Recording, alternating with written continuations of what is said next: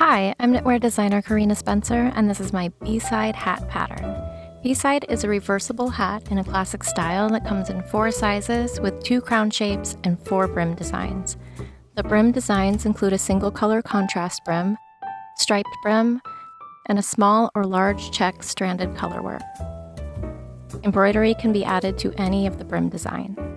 In this video, I'll share my best tips for making this pattern so you end up with a hat you love. Let's get started with a provisional cast on. I'll be working a crochet provisional cast on, and you're welcome to substitute any provisional cast on that you like.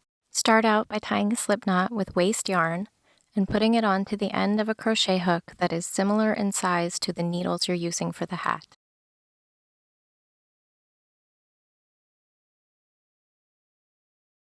Gently tighten the slip knot around the crochet hook by pulling the tail.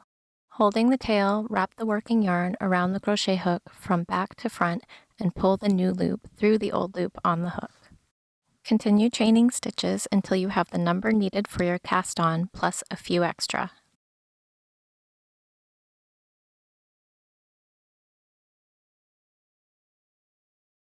When you have enough chain stitches, break the yarn and carefully take the crochet hook out of the last stitch. Secure the last stitch with a removable stitch marker, a safety pin, or a clip. Anything that will prevent the chain from coming undone will do. The next step of the provisional cast on is to use your working yarn to pick up stitches into the chain. You'll start at the opposite end of the stitch you just marked. Take a close look at the chain. One side will look like a column of V's similar to knit stitches, and the other side will have what look like purl bumps. We will be picking up stitches into the bumps. Starting a few stitches from the beginning of the chain, use your knitting needle and working yarn to pick up one stitch into each bump until you have the correct number of cast-on stitches.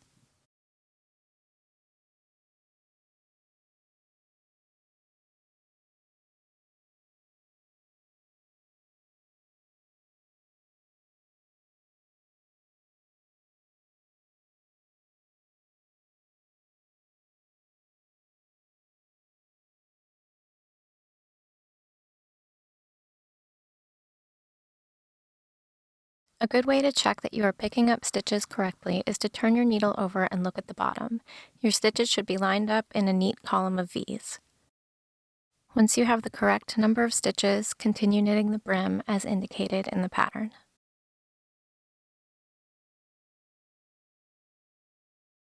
If you plan to add embroidery to your brim, the time to do it is before you join the cast-on edge to the working edge to create the double brim. A little steam blocking helps create a more even surface for the embroidery. Steam block the area of the brim that you plan to embroider by putting it around the narrow edge of an ironing board and laying a damp cloth over the top before applying steam with a hot steam iron.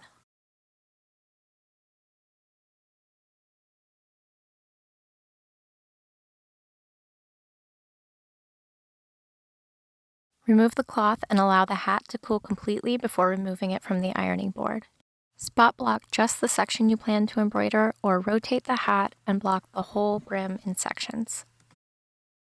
I recommend using a water-soluble stabilizer under your embroidery.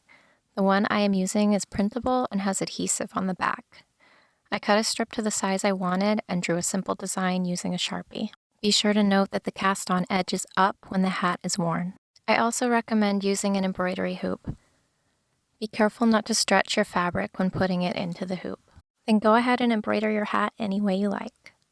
I used a sport weight yarn in a variety of colors and a combination of stitches to create this botanical piece.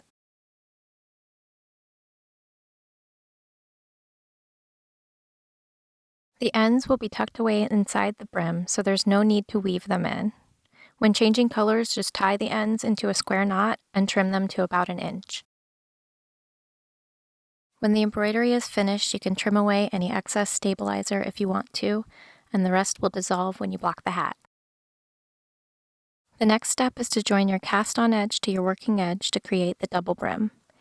Turn the hat so the cast-on edge is facing up and remove the marker from the end of the chain. Unravel the chain until it gets to your live stitches.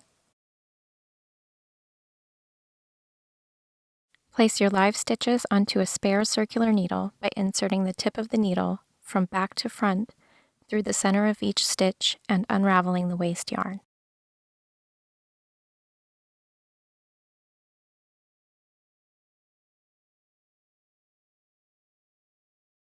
You can do this step with large groups of stitches or one stitch at a time. The yarn I used for this project turned out to be extra sticky and a little bit difficult to remove the waste yarn, so I ended up going one stitch at a time. The pattern has you change colors after just the first row so that you won't have color bleed when you join for the double brim. Because you change colors after just one row, when you transfer your provisional cast on to the second needle, you'll have these two tails instead of one.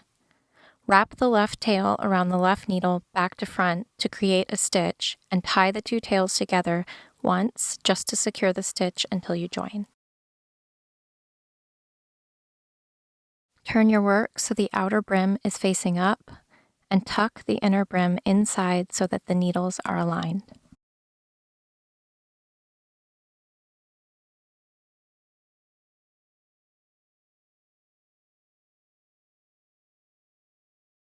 The inner brim is the back needle and the outer brim is the front needle. Place a marker on your working needle and hold one tail together with the working yarn for the first few stitches of the join round to weave it in. Work the join round according to pattern instructions.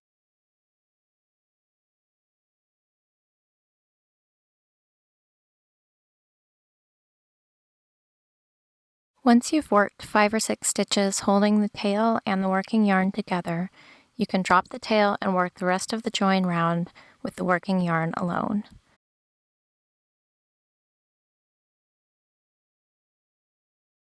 Once you've completed the join round, repeat the process of holding the second tail together with the working yarn for the first few stitches in order to weave it in.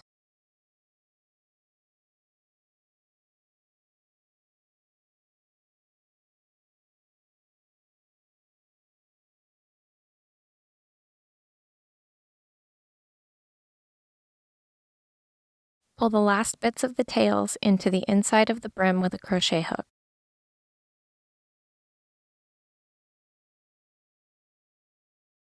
Pull the end taut and snip it flush with the fabric. On the second tail, be sure to go through the join round as well so that the tail is completely invisible.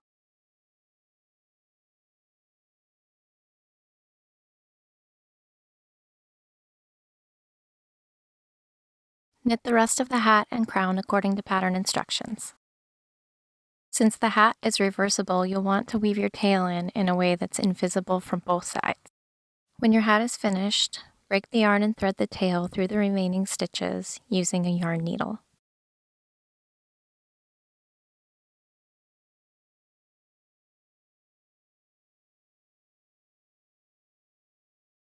Go through about half the stitches a second time and pull the tail so that the hat closes tightly at the top.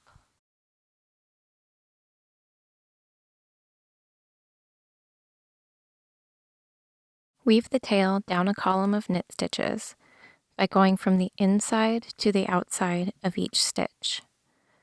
This will tuck the tail invisibly inside the column of stitches.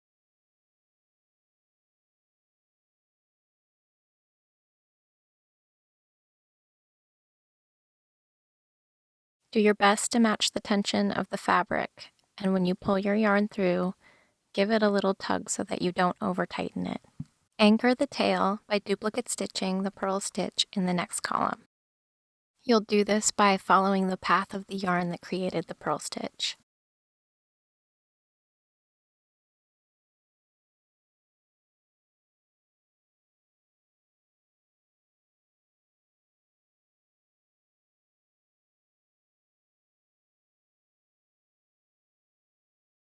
Again, tuck the tail of the yarn invisibly inside the next column of knit stitches, this time working from the outside to the inside of each stitch, back up toward the top of the hat.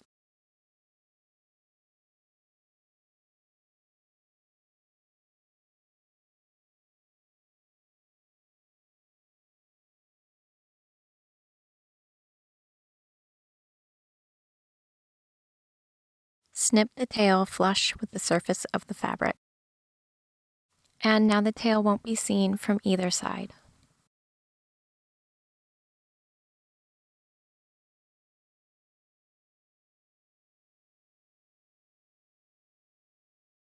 If you've used a water-soluble stabilizer for embroidery, you'll remove it by soaking your finished hat in water.